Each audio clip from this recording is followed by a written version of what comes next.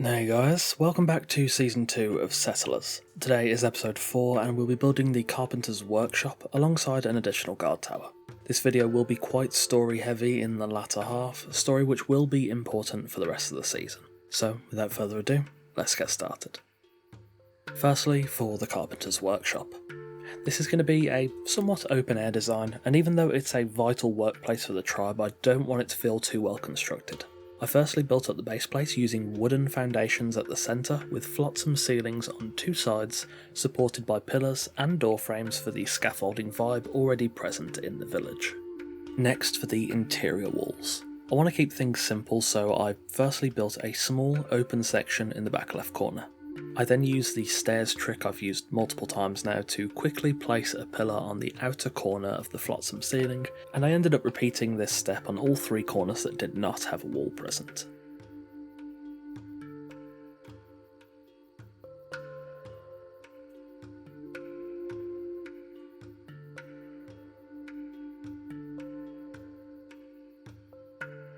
Once the pillars were in place, I placed down some flotsam door frames and fences, then placing off-centre ceilings above. This is going to be the entrance corridor.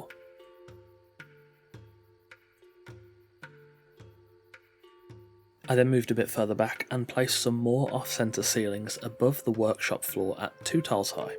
I ended up placing some more pillars to support these ceilings as I wrapped them around the interior section of the build.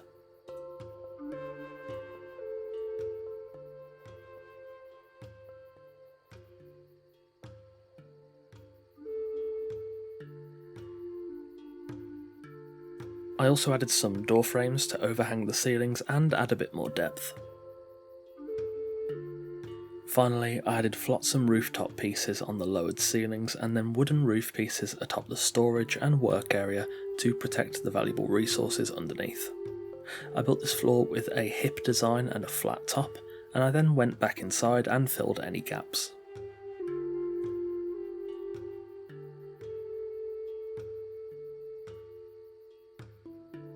I also built a guard tower on the hill just behind this workshop.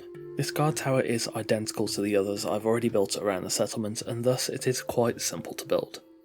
It's valuable to have a guard tower in this area as it provides overwatch across the entrance pass and the guard areas near the gate.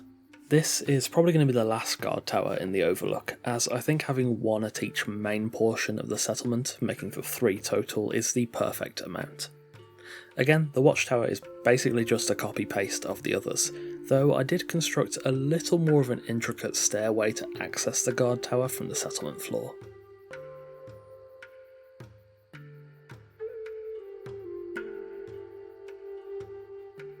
Finally, when the shell of the builds were done, it was then time to, of course, furnish.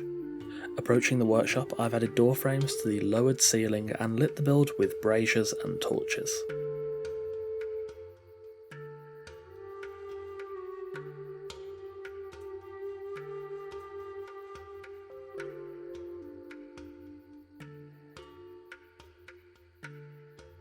Entering the workshop, the left side room is a storage area for keeping wood and valuable tools safe from the frequent rain in this area.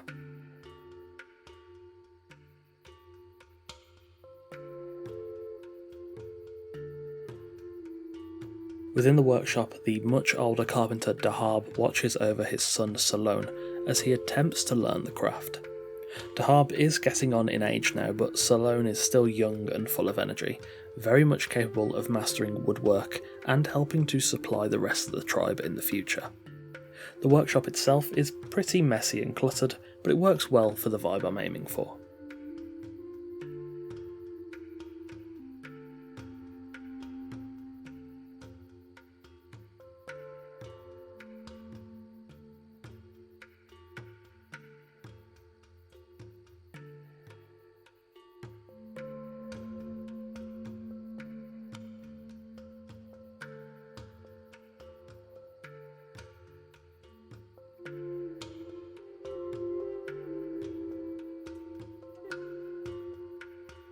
The guard tower, being identical to the other guard towers in the settlements, is pretty standard as they go.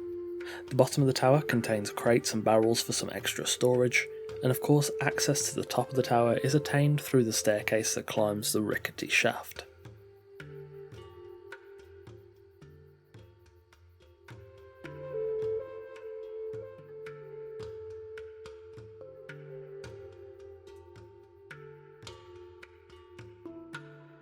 The upper platform provides some very impressive views across the jungle and plays a big part in the security of the settlement.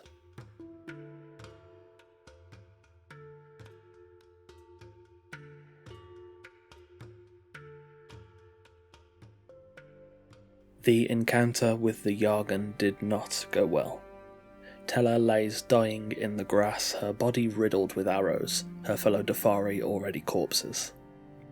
The Yhaargan have once again pressed their claim on this territory, killing Tella, a berserker, and the 2 workers that were salvaging the shipwreck. It appears that the fire at the hut may have been a lure, or maybe a signal to other Yhaargan tribe mates.